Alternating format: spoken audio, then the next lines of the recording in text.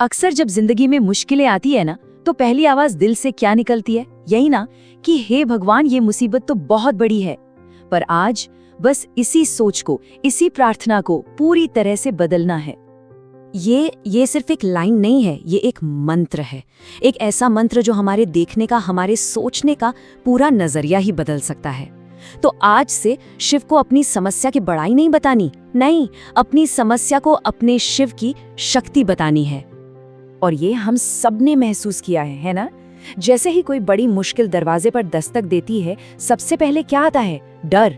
हम फौरन मदद के लिए प्रार्थना करते हैं, लेकिन पता है, वो प्रार्थना भी कहीं ना कहीं हमारी कमजोरी ही दिखा रही होती है।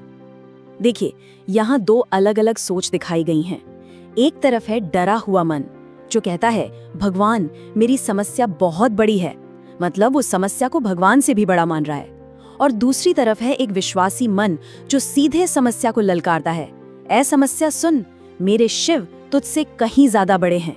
सबसे कमाल की बात जानते हैं क्या है? सिर्फ शब्द बदले और पूरी की पूरी शक्ति का समीकरण ही बदल गया। तो यहीं से एक बहुत ही बुनियादी सवाल उठता है, असली मुद्दा है क्या?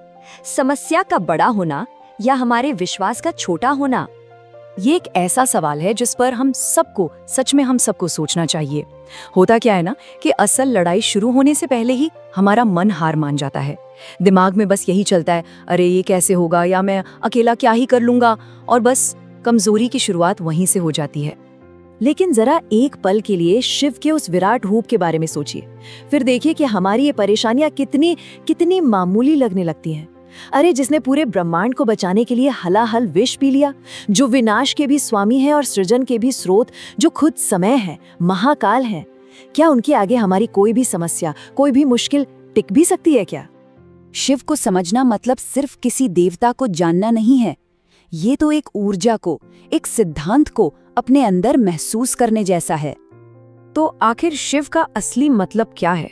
देखिए, शिव सिर्फ मंदिर में रखी कोई मूर्ति नहीं है। शिव एक कॉस्मिक एनर्जी है, एक चेतना है जो हर कण में है, और सबसे जरूरी बात, वो हमारे अंदर भी है। शिव का पहला मतलब है नया बनाने के लिए पुराना मिटाना, विनाश। लेकिन ये अंत वाला विनाश नहीं, बल्कि एक नई, एक बेहतर शुरुआत के लिए जगह बनाने वाला विनाश। शिव का दूसरा मतलब है घोर अंधेरे में भी ध्यान में लीन हो जाना। बाहर चाहे कितनी भी उथल पुथल मची हो, अपने अंदर की शांति को बनाए रखना। असली ताकत तो यही है। तीसरा मतलब है अकेले होकर भी अपने आप में पूरा होना, पूर्णता।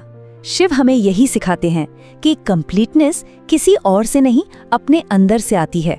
अकेलेपन में भी पूर्ण महसूस करना ही तो असली आजादी है। और चौथा मतलब है स्थिरता में शक्ति, ठहराव में ताकत। पता है, असली पावर हमेशा एक्शन या शोर शराबे में नहीं होती। कभी कभी सबसे बड़ी शक्ति तो बस शांत खड़े रहने में, एक मजबूत पेड़ की तरह अपनी जगह पर टिके रहने में होती है। अच्छा, अब इसी विनाश और सृजन वाले आइडिया को अपनी जिंदगी के सबसे मुश्किल पलों से जोड़कर देखते हैं।